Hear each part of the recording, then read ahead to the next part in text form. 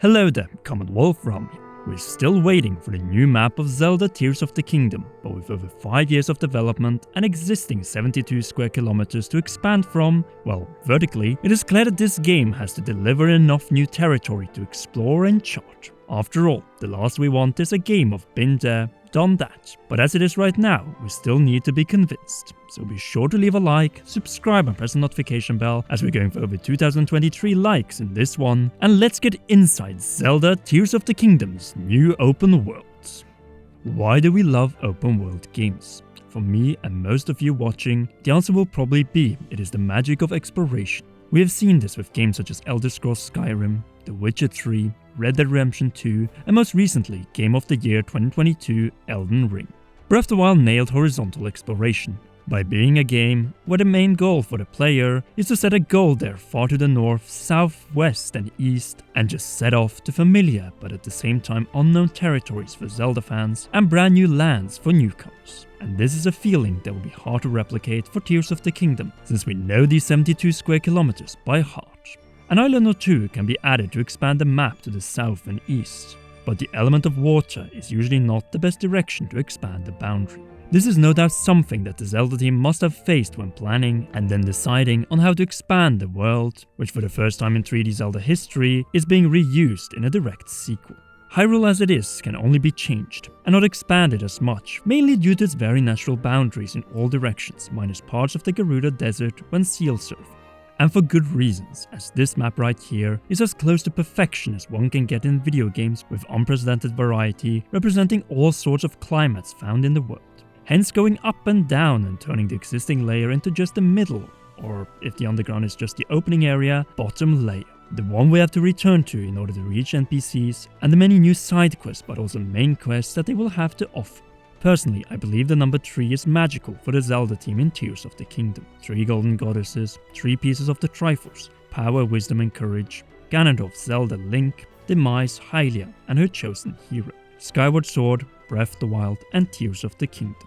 And the 3 layers of Earth represent exactly that. The hell of the demon tribe underground, wisdom on the surface ruled by the blood of Hylia, and the courage that originated in the sky with the hero of the sky, and it was naturally born in Skyloft. The demon originating from the depths, the goddess on the surface, and the hero in the sky. Right there is one answer as to why the Zelda team decided to expand vertically instead of horizontally, and potentially adding not 1 but 2 big massive maps with open world characteristics.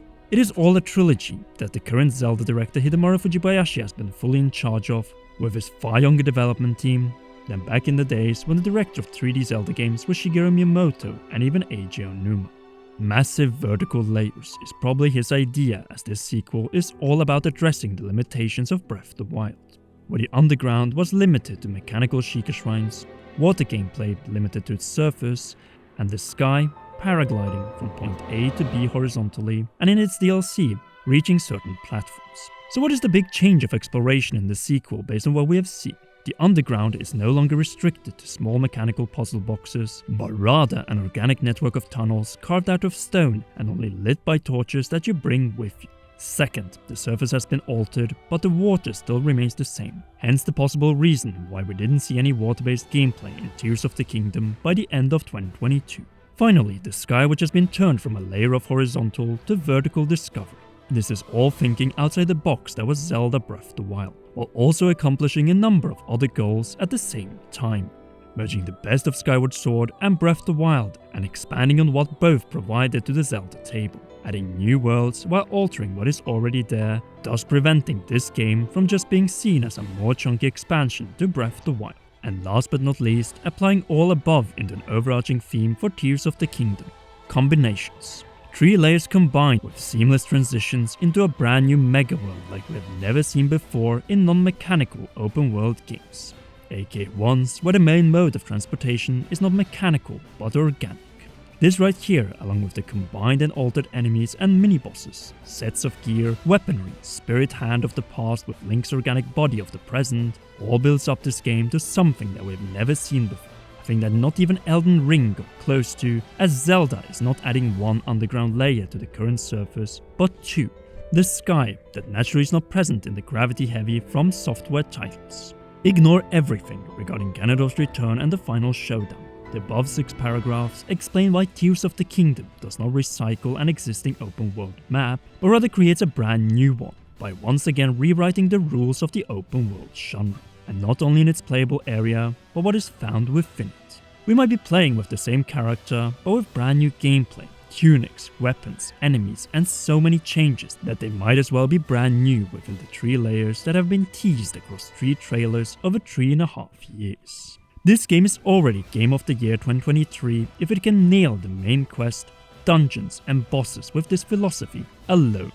Not only that, this is probably the reason as to why development has taken so long, as the Zelda team is completely reinventing what a sequel with the same map is in every way. Not only that, it wouldn't surprise me if looked at Red Dead Redemption 2's map returned to the map of Red Dead Redemption and thought, but why restrict the player from returning to this space until late into the game?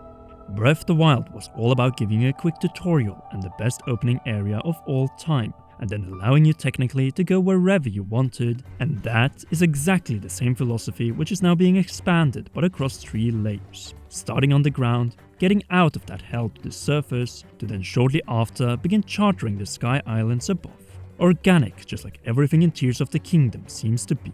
Well, that and seeing Elden Ring and thinking, you may have perfected parts of the formula, but we will change it once again with our strongest weapon. Innovation with combining what we already have. That is what makes the 20th Zelda game so special before its release on May 12th. It is a game that thinks outside the box and sees the grander picture, a new level of ambition that blends seamlessly together with the lore and creation stories of the Legend of Zelda series. The perfect combination that aims to provide one thing, a seamless experience like Breath of the Wild in a bigger, brave new world, no matter which layer you explore and in which order. The fallen rocks on the surface that can be time reversed back up to the sky are a perfect example of this, as they are found in completely different locations than the key main and even crucial side objectives in Breath of the Wild. Differences within the existing map, which when located takes you to a new area in the brand new sky. One layer affecting the structure and progress of the other. The idea of Skykeep translated from one dungeon to an entire new layer of a bigger than ever before complete open world, or open air as the Zelda team insists, since it is more and more fitting with what we have been shown. So for the rest of this video, let's detail how this game could technically work from the start deep into the 3 new layer open world. Upon waking up with the new arm on the ground and possibly completing the first sky section, Link fights his way out of the underground. This section introduces the player to the broken Master Sword, but also new gameplay opportunities granted by the power of combinations. The Hand of Time, but also brand new threats and combined weaponry to counter them. A far different opening experience from the one of exploration in Breath of the Wild, one that prepares you for more limited battlefields in parts of this game. Though just like in Breath of the Wild, you're granted a similar reward, the keys to the open world. A territory we know, but which is now radically different as the castle is unreachable, Dev Mountain filled with malice instead of lava, and a number of key points blocked by storms and other meteorological hazards. 72 square kilometers of creative threats, but also opportunities. Potential dungeons and the already confirmed caves back on the ground, and in some cases even fallen sky rocks next to them. Rocks that with the time reversing hand will transport us up to the sky and its brand new sky islands. The culmination of what Twilight Princess and Skyward Sword was building up to. The divine layer of courage, filled with temples, torii-like gates, and ginkgo trees with golden ginkgo leaves taken straight out of a Japanese golden autumn. A sky layer we know nearly nothing about, as the Hylians, or previous humans, abandoned it in the timeline shortly after Skyward Sword in favor of the surface. Hence all the ancient ruins scattered across Hyrule without any explanation in Breath of the Wild could now, with the Zonai ruins from times unknown, likely serve a new role as we travel from the surface of these ruins up to the sky and skydive from the sky down to the surface to land on one of the flying Zonai stone birds. This is a game far bigger than Breath of the Wild, as back on the surface we will locate new caves, which will take us back down on the ground in the hope of locating Princess Zelda, who might be one of, fittingly enough, 3 things across the 3 explorable layers. A. Stuck on the ground and prepared for playable sections down here. B. Trapped on the surface in Hyrule, or scratched at Ganondorf's castle. Or C. Dead and existing solely as a spirit in the sky, guiding Link to his destiny as planned by the Sheikah monks in their Plan B when containing Calamity Ganon failed. namely confronting Ganondorf once again with the altered and combined Master Sword. In other words, a true culmination which requires new open worlds for us to play in, while changing drastically what is already there. And this right here is what is the genius of Tears of the Kingdom and its new open world. A game in the genre like no other, which doesn't copy other titans, but simply reinvents and changes our conception of open worlds by delivering the 3-layer experience that is equal to what most of us can do in our own world. We can go underground by heading into a cave or mine, explore everything the surface of this world has to offer for its cities, nature and waters, both on its surface and for a limited time on the water, and even for up to 20 hours head up into the sky. Still, what remains for both me and Zelda after breaking all these boundaries? Space, which can either be saved for the final stage of the final battle or the next Zelda game. But what do you think of Zelda Tears of the Kingdom's new open world? Sound off in the comment section down below. If you haven't already, then be sure to leave a like, subscribe and press the notification bell to not miss any upcoming Zelda and Nintendo videos. Last but not least, a great thanks goes to all of you watching and to all our patreon.com/Comerolm patrons, and in particular, role producer Charles. You rock, and please enjoy one or both of these two awesome videos.